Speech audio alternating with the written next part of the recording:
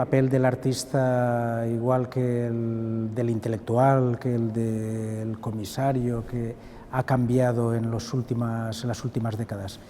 El artista puede ser un etnógrafo, el artista puede ser un activista, el artista funciona muy bien digamos, entre las disciplinas, que ya no deberíamos hablar de disciplinas ni técnicas, sino de formatos.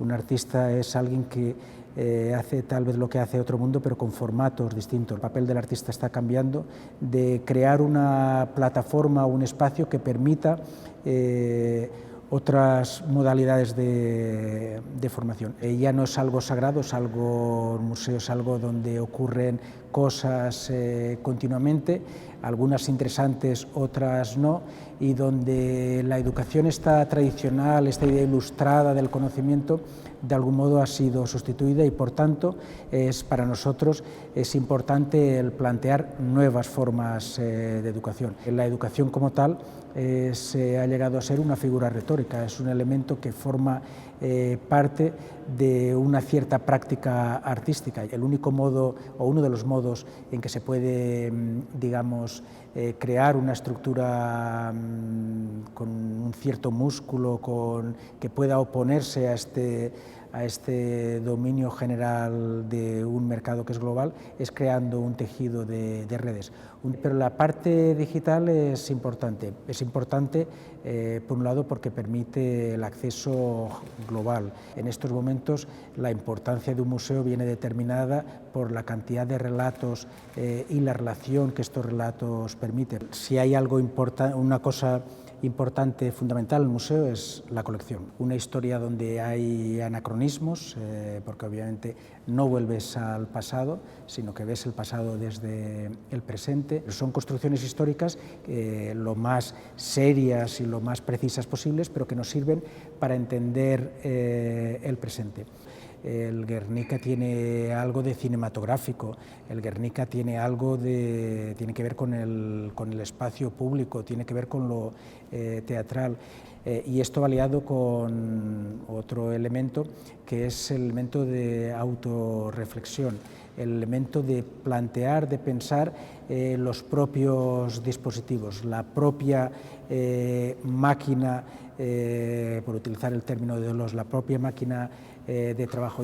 Si hay un elemento que para nosotros es fundamental, que tiene que ver con el cine. El espectador sea capaz de hacer suyo los elementos y crear sus propios relatos. Y este espacio entre cine, fotografía, documento, estos espacios que tienen, estos elementos que tiene cada uno su espacio, de algún modo exige un cierto compromiso, exige una cierta voluntad de aprender, es decir, una cierta voluntad de querer saber qué está ahí.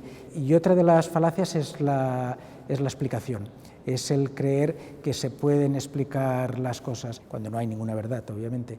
Pero hay una cosa que es lo que me ha traído siempre de los museos, de las exposiciones, es justamente la imposibilidad de la explicación. Es, por utilizar un palabra freudiano, la sobredeterminación, es aquello que escapa a cualquier explicación. Y el museo obviamente ha pasado de ser la institución privilegiada, una de las instituciones privilegiadas de la burguesía ilustrada, donde se conservaba el conocimiento, pero todo esto ha cambiado.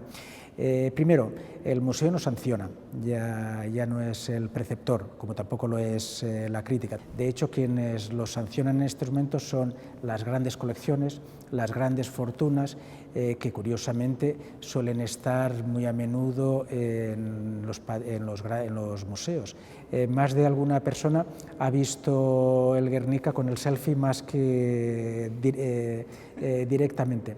Entonces yo creo que ahora tenemos un reto en replantear nuestras instituciones. Creo que siguen siendo absolutamente básicas, es básico el conocimiento y es básico la exposición, es básico la muestra como la exposición, la colección, como esta otra forma de conocer. Posiblemente tenemos que imaginar el museo de otro modo, sino que tiene que ser un museo donde claramente empecemos a pensar lo común, en el sentido de que las obras, los conocimientos son de todos y que deben de generar un espacio compartido. Y por tanto, este replantear nuestra propia noción de identidad, nuestra propia noción de cómo se generan los límites, de cómo escribimos la historia, es otro aspecto que hoy en día es fundamental.